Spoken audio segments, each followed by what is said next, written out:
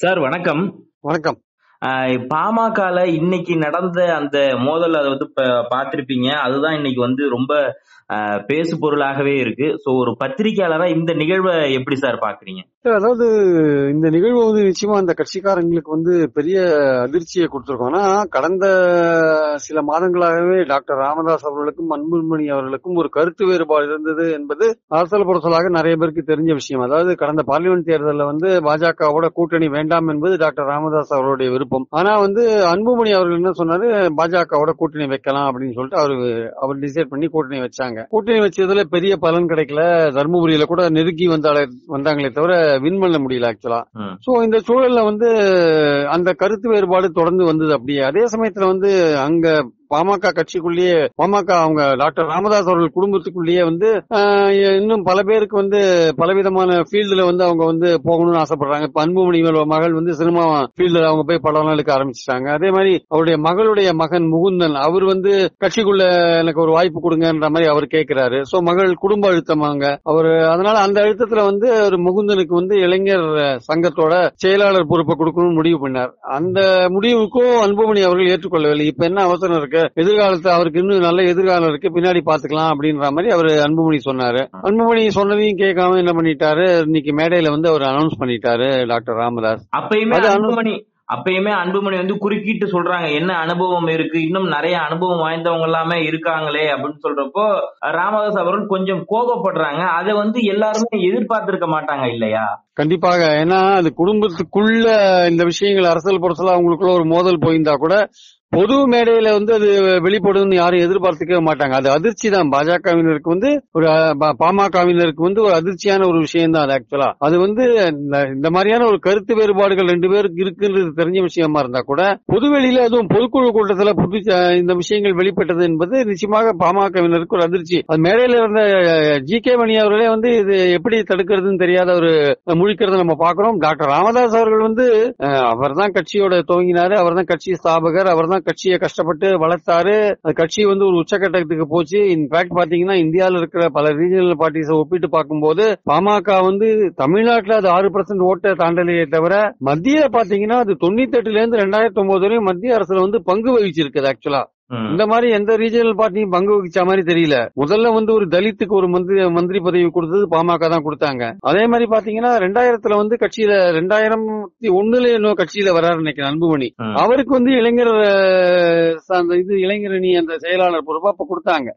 இப்ப தலைவரா உயர்த்திருக்காங்க. அந்த சமயத்துல அன்புமணியை வந்து உயர்த்தும் போது அந்த குடும்பமே வந்து அன்புமணி வரதை வந்து வரவேற்றாங்க. ஆனா இப்ப வந்து அந்த குடும்பத்துல வந்து அடுத்த தலைமுறைகள் அவங்களுக்கான வாய்ப்புகள் அப்படின்னு பார்க்கும்போது முகுந்தனுக்கு கொடுக்கணும்ன்றதான் டாக்டர் ராமதாஸ் அவரோட விருப்பமா இருக்கு.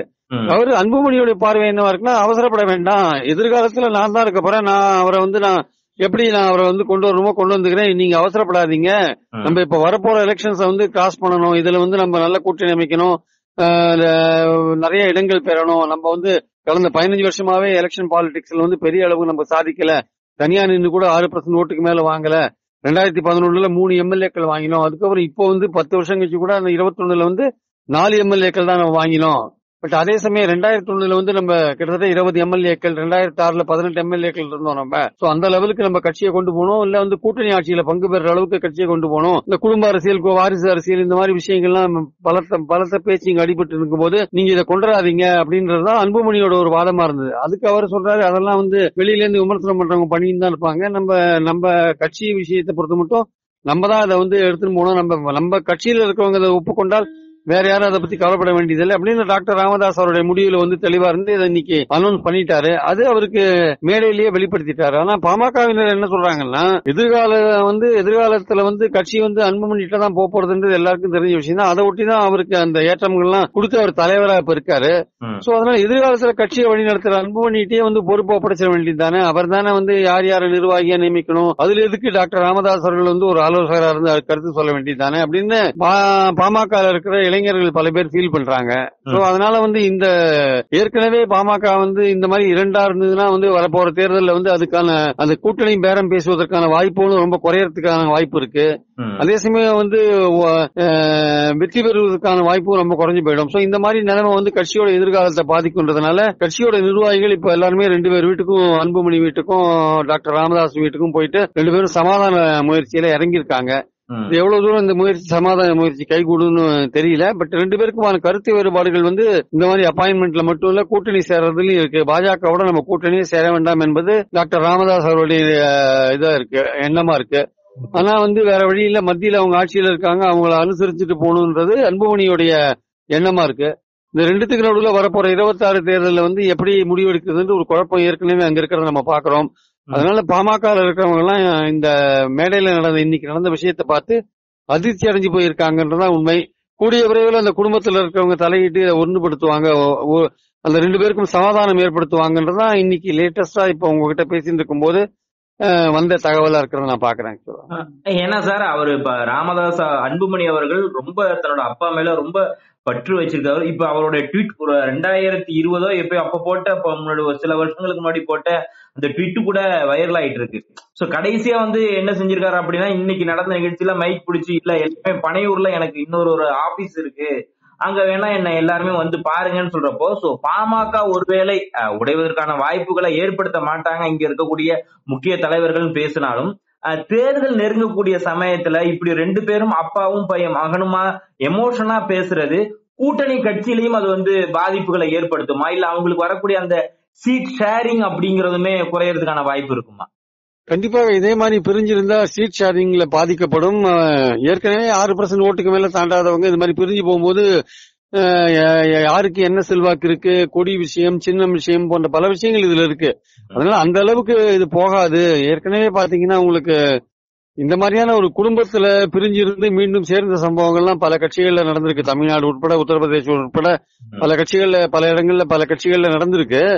அதனால இந்த பாமக பொறுத்த மட்டும் இந்த கருத்து வேறுபாடுன்றது கண்டிப்பா தன்னுடைய கட்சியோட எதிர்காலத்தை பாதிக்கும் அப்படின்றது டாக்டர் ராமதாஸ் அவர்களுக்கும் தெரியும். ஏன்னா அவருக்கு இப்போ வயசாகி போயிடுது. அவரால் அவருக்கு பலவிதமான உடல் உபாதைகள் போன்ற விஷயங்கள் இருக்கிறதுனால கட்சியை கிட்ட முழுக்க அன்புமணி ஹேண்ட் ஓவர் பண்ணிட்டு இருக்கணும்ன்றதான் பாமக தொண்டர்களுடைய எதிர்பார்ப்பா இருக்கு. ஆனா டாக்டர் ராமதாஸ் அவர்கள் இன்னும் கட்சியில தன்னுடைய செல்வாக்கு இருக்கணும் அல்லது தான் சொல்லுவதுதான் நடக்கணும்ன்ற மாதிரி ஒரு விஷயத்த கையில் எடுத்திருக்காரு.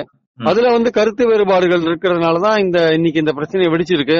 ஆனா இது நீடிக்காது, இது சரியா சமாதானம் ஆயிடும்ன்றதுதான் பாமக தரப்புல சொல்லக்கூடிய விஷயமா இருக்கு. ஓகே சார், இதெல்லாம் என்ன நடக்க போகுது அப்படிங்கறத நம்ம பொறுத்திருந்து தான் பார்க்கணும். இந்த நேரத்தில் இணைந்து உங்களுடைய தகவலை வழங்கியமைக்கு மிக்க நன்றி சார். Thank you sir. வணக்கம். அன்புமணி ராமதாஸ் முதல் அதுதான் இப்போதைக்கு இன்னைக்கு தமிழக அரசியல் களத்துல ரொம்ப பரபரப்பா இப்ப பேசிட்டு வர்றாங்க. ஒரு சாயங்கால நேரத்துல ஒரு பிரேக்கிங் நியூஸாவே இருந்துகிட்டு இருக்கு. சோ இந்த இஷ்யூவை நீங்க எப்படி சார் பாக்குறீங்க? பலரும் பல கோணத்துல பாக்குறாங்க. 10.5% இடஒதுக்கீடு வாரத்துல எதுவுமே முன்னெடுத்துட்டு போக முடியாம அது பிக்கப் ஆகாம ஃபெயிலியர் ஆயிட்டு, அதனால நடத்தக்கூடிய நாடகம் தான் சீனியர் டாக்டரும் ஜூனியர் டாக்டரும் பண்ற நாடகங்கிற ஒரு பார்வையும் அதுல இருக்குது. தொடர் தோல்வியை மறைச்சி ஒரு அட்டென்ஷனை தங்கள் பக்கம் திருப்பக்கூடிய ஒரு நாடகங்கிற பேச்சும் ஒரு தரப்புல இருக்குது. என்னோட பார்வை இதுல என்னன்னா, டாக்டர் ராமதாஸ் பாமக தலைமையில் கூட்டணி ஆட்சின்னு சொல்றாருன்னா அந்த அரசியல் அரங்கத்துக்குள்ள பாமக ஒரு பலமான கட்சியாட்டு நிறுத்தணுங்கிறதுல அவரு அக்கறையோட இருக்கிறாரு. காரணம், அவருக்கு தெரியும் இந்த கட்சி 2வது இடத்தை கூட இந்த கூட்டணி மூலமா அவங்க அச்சீவ் பண்ண முடியலங்கிற உண்மை நன்றாகவே தெரியும். தர்மபுரி தவிர பாமக பலமான எந்த இடத்துலயும் 2வது இடத்துல தேசிய ஜனநாயக கூட்டணி வரல. விழுப்புரத்துல வரல, சேலத்துல வரல, சிதம்பரத்துல வரல. சிதம்பரத்துல டெபாசிட் போயிட்டு பாஜகவுக்கு, விழுப்புரத்துல பாமகவுக்கு டெபாசிட் போயிட்டு, சேலத்துல 9% வாக்கு தான். அதுவும் சேலத்துல எடப்பாடிக்குள்ள பாமக வாக்கு அப்படியே எடப்பாடி பழனிசாமியோட ரெட்டலைக்கு போயிட்டு, சேலம் 1 and 2ல தான் பாஜக ஓட்டு தெலுங்கு செட்டியார், தேவாங்கர் செட்டியார், 24 மணி தெலுங்கு செட்டியார், சோழிய வேளாளர் இவங்க ஓட்டுல தான் 10% ஓட்ட சேலம் 1 and 2க்குள்ள தாண்டி இருக்கிறாங்கன்னு சொல்லும் போது இவங்களோட பலகீனம் அரசியல் தலைவர்களுக்கு தெரியும். மு.க. ஸ்டாலினுக்கு தெரியும், எடப்பாடி பழனிசாமிக்கு தெரியும், அண்ணாமலைக்கு தெரியும். ஆக 4.3% வாக்கு எடுத்தாலும் இதுல வந்து பிற சமூக வாக்குகள் அண்ணாமலை மோடி மூலமா அதிகம் இருக்குங்கிறத நாளைக்கு வந்து தேர்தல் கூட்டணி போகும்போது எடப்பாடி கிட்ட போனா அவரும் சுட்டி காட்டுவாரு, அண்ணாமலை கிட்ட போனா அண்ணாமலையும் சுட்டி காட்டுவாரு. ஸ்டாலின் ஆப்ஷன் இல்லைங்கும் போது நாம ஒரு பலமான சக்தியா இருக்கணும், தனி ஒதுக்கீட வச்சு நாம போர்க்களத்துல நிற்கணும், போர் புரியணுங்கிறது டாக்டர் ராமதாஸுக்கு நோக்கம். அந்த வகையில அவர் தமிழ்நாட்டை பாக்குறாரு. 10 தொகுதியில 5 தொகுதியில தாமரம் வந்து ரெட்டலையை 3வது தள்ளி இருக்கு. மேற்கு மண்டலத்துல நீலகிரியிலையும் கோயம்புத்தூர்லயும் 3வது தள்ளி இருக்குது, ஒரு 6-7 தொகுதிக்குள்ள. சென்னை சுற்றி உள்ள தொகுதியில தென்சென்னையிலையும் மத்திய சென்னையிலையும் தாமரை ரெட்டலையும் 3வது தள்ளி இருக்கு. ஆனா வட தமிழகத்துல 10 தொகுதியில திண்டுக்கல் உட்பட எங்கேயும் வந்து அதிமுக வந்து ஒரே ஒரு தொகுதி தவிர 9 தொகுதியில 3வது இடம் தள்ள முடியல மாம்பழத்தால. சோ இந்த பலகீனத்தை அரசியல் தலைவர்கள் உணர்வாங்க, கூட்டணி பேரம் பேசும்போது முன்னிறுத்துவாங்கிறது டாக்டர் ராமதாஸுக்கு தெரியுது. ஆனா அன்புமணி ராமதாஸ் வந்து அதுல ஈஸி கோயிங்கா எப்படியும் நமக்கு ஒரு கூட்டணி வாய்ப்பு வரும், நாம 4.25% ஓட்டு இருக்குமான்னு அவரு நினைக்கிறாரு. ராமதாஸ் வந்து கிரவுண்ட் லெவல் பொலிட்டிஷியன், களத்துல இருந்து வந்தவர். அவருக்கு வந்து உண்மை நிலவரங்கள் தெரியும் போது நாம 10.5க்காக முகுந்தனை முன்னிறுத்தி ஒரு போராட்ட களத்தை உருவாக்கணும்னு நினைக்கிறார். முன்பு இவருக்கு ஜெயகுரு வந்து டாக்டருக்கு வந்து மிகப்பெரிய ஒரு போராளி ஆட்டு வந்து பெரிய அளவு வன்னியர்கள் உணர்வை தட்டி எழுப்பக்கூடிய ஒரு ஆட்டு அந்த கட்சிக்கு ஒரு பெரிய பலமா இருந்தாரு. இப்போ அந்த சூழ்நிலை இல்லாத போது முகுந்தனை இளைஞரணி தலைவராக வச்சு தனி ஒதுக்கீடு தொடர்பான போராட்டங்களை முன்னெடுக்கிறதுக்கு டாக்டர் ராமதாஸ் தயாராகிறாரு. அதுல நாம பலமா இருந்தாதான் மதிப்பு மரியாதை பிற கட்சிகள்கிட்ட, கூட்டணி போகக்கூடிய கட்சிகள்கிட்ட கிடைக்கும். அது இல்லைன்னா கடைசி நேரத்துல வந்து டேக்கிட்டார் லீவிட் ஆஃபரை கூட நமக்கு பலரும் கொடுக்கக்கூடிய ஒரு சூழ்நிலை, மோசமான சூழ்நிலை உருவாயிரலாங்கிறத டாக்டர் ராமதாஸ் உணர்றாரு.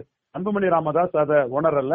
ராமதாஸ் வந்து ஒரு எக்ஸ்பீரியன்ஸ் பொலிட்டிஷியன்ங்கிறது என்கிறத நிரூபிக்கிறதுக்கு அவர் முயற்சி பண்றாரு. இன்னும் சொல்ல போனா தனி ஒதுக்கீட முன்னிட்டு ஜெயகுரு குடும்பத்தை சேர்ந்த விருதாம்பிகை, மனோஜ் இவங்களும் வந்து களத்துக்குள்ள வரப்போறாங்க செய்திகள் வந்து தினப்பத்திரிகைகளையும் வாரப்பத்திரிகைகளும் தொடர்ந்து வந்துகிட்டு இருக்கும் போது அவங்களும் பொங்கலுக்கு மேல ஒரு தனித்து போட்டிங்கிற லெவல்ல வந்து தனி ஒதுக்கீடு தான் வன்னியர்களின் உரிமைங்கிற லெவல்ல வன்னியரோட கோர் இஷ்யூவை வந்து அவங்க முன்னெடுக்கிறதுக்கு வாய்ப்பு இருக்குது. அப்ப அந்த கோர் இஷ்யூவை முன்னெடுத்து களத்துக்குள்ள நின்னாதான் மரியாதை. ஒருவேளை சரியா கூட்டணி அமையலனாலும் கூட அந்த கோர் இஷ்யூவை மையமா வச்சு தனி ஒதுக்கீடுன்னு மையமா வச்சு அன்புமணியை முன்னிறுத்திய 2016 மாதிரி 26லயும் வந்து பாமக தனித்து போட்டிங்கிற ஒரு முடிவை எடுக்கலாம் டாக்டர் ராமதாஸ் உணர்றாரு. அன்புமணியை பொறுத்தளவுல அண்ணாமலைக்கு விஷயங்கள் தெரியாது, ஸ்டாலினுக்கு விஷயங்கள் தெரியாது, எடப்பாடி பழனிசாமிக்கு விஷயங்கள் தெரியாது. நம்ம கிட்ட 4.3% ஓட்டு இருக்குது, நம்ம மீறி கூட்டணி போகாதுன்னு ஒரு லகுவான ஒரு கணக்கை போடுறாரு. அரசியல் அரங்கம்ங்கிறது ரொம்ப கடுமையானதுங்கிறது டாக்டர் ஐயாவுக்கு தெரியும். சோ அவர் வந்து அலர்ட்டா தெளிவா தன் அரசியலை பண்றாரு, அன்புமணி லகுவா தன் அரசியலை பண்றாரு. சோ மற்ற கட்சிகள் அரசியல் தலைவர்கள் எப்படி இருப்பாங்க, பத்திரிகையாளர்கள் மாதிரி எல்லாம் இருக்க மாட்டாங்கிறத புரிஞ்சுக்கிட்டு செயல்படக்கூடிய டாக்டர் ராமதாஸுக்கும் அன்புமணி ராமதாஸுக்கும் உள்ள தலைமுறை இடைவெளி தான் இதுக்கு காரணம். அனுபவ மோதலும் மற்ற தலைவர்களும் ஏமாறதுக்கு வாய்ப்பு உள்ள அன்புமணிக்கும் இடையிலான மோதல் தான் இதற்கு முக்கிய காரணம், அடிப்படை காரணமாட்டு நான் இதைத்தான் பாக்குறேன். சார், ஏன்னா நீங்க இதற்கு முன்னாடி பாமகவிலே பயணிச்சிருக்கீங்க அப்படின்னு இருக்கிறப்போ திடீர்னு இந்த ஒரு இஷ்யூ பாக்குறப்ப இது உங்களுக்கு எப்படி தோணுது? ஏன்னா இது இப்ப தேர்தல் நெருங்கக்கூடிய சமயத்துல இவங்க இப்படி சொன்னாங்கன்னா அவங்களுடைய வாக்குகள் குறையாதா, இல்ல அந்த வாக்கு ஷேரிங்கும் பிரியாதா? இப்ப சீட்டு ஷேரிங்கும் கரெக்டா வருமா? கண்டிப்பா இது ஜி.கே. மணி, ஏ.கே. மூர்த்தி போன்றவர்களால இது ஒரு சமாதானத்தை ஏற்படுத்தி நிறுவனர் டாக்டர் ராமதாஸ் அவர்களுக்கும் தலைவர் அன்புமணி அவர்களுக்கும் ஒரு சமாதான உடன்படிக்கை ஏற்படுத்தி ஒன்னா நின்றுதான் அவங்க தனிச்சு போட்டினாலும் பார்கெனிங்னாலும் பண்ண முடியும். அந்த ரெண்டிலும் அவங்க வந்து எதிரும் புதிரமாக இருந்தா ரெண்டிலுமே அவங்க கோட்டையிடுவதற்கான வாய்ப்புகள், சாத்தியக்கூறுகள் அதிகம். வட தமிழகத்துல பெரிய வெற்றியை பெற்றிருக்கக்கூடிய திமுக ஒரு சப்ஸ்டான்சியல் வன்னியர் ஓட்டுகளை தங்கள் வசம் வச்சு அவங்க வெற்றி கொடியை நாட்டிட்டு இருக்கிறாங்க. எடப்பாடி வந்து இதுவரை எந்த தலைவரும் பெறாத அளவுக்கு வன்னியர் வாக்குகளை எடப்பாடி பழனிசாமி பெற்றிருக்கிறார்.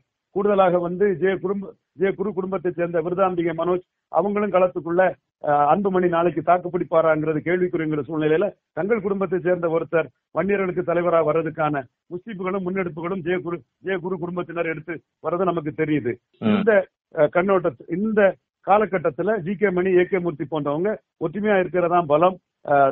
ஒருதாய் மக்கள் நீரெடுத்து நீர் விளைவதில்லைன்னு டாக்டர் ஐயாவையும் அன்புமணி ராமதாஸ் அவர்களையும் ஒற்றுமைப்படுத்தி இந்த களத்தை கொண்டு போறதுக்கு தான் முஸ்தீப் எடுப்பாங்க நான் கருதுறேன். அதுதான் அந்த கட்சிக்கும் நல்லதுன்னு நான் கருதுறேன். குறிப்பா வட தமிழகத்துல 2வது இடத்தை கூட முடிவு பண்ண முடியாத சூழ்நிலைக்கு பாமக இருக்குங்கிறது மு.க. ஸ்டாலின் அவர்களுக்கு தெரியும், எடப்பாடி பழனிசாமி அவர்களுக்கு தெரியும், நாம் தமிழர் சீமானுக்கு தெரியும், பாஜக அண்ணாமலைக்கு தெரியும், எங்க டீமுக்கு இது தெளிவாக தெரிந்த ஒரு விஷயம். நிறைய பத்திரிகையாளர்களுக்கு தெரியலனாலும் கூட முடிவெடுக்கக்கூடிய அரசியல் தலைவர்களுக்கு தெளிவாக தெரிந்த ஒரு விஷயம் என்பதை டாக்டர் ராமதாஸ் நன்கு அறிவார். பாமக இருக்கக்கூடிய அரசியல் மற்ற தலைவர்களும் சமாதானப்படுத்தக்கூடிய அந்த முயற்சியை எடுப்பாங்களா? ஏன்னா இவர் சொல்லிட்டாரு, எனக்கு பனையூர்ல வேற ஒரு ஆபீஸ் இருக்கு, அங்க பாருங்கன்னு சொல்லி அலைபேசி எண்களையுமே கொடுத்துட்டாரு. அப்படிங்கிறப்போ அந்த சமாதான முயற்சி இருக்குமா சார்? சமாதான முயற்சி 2026 சட்டமன்ற தேர்தலுக்கு முன்னாடி இருந்தே ஆகணும்.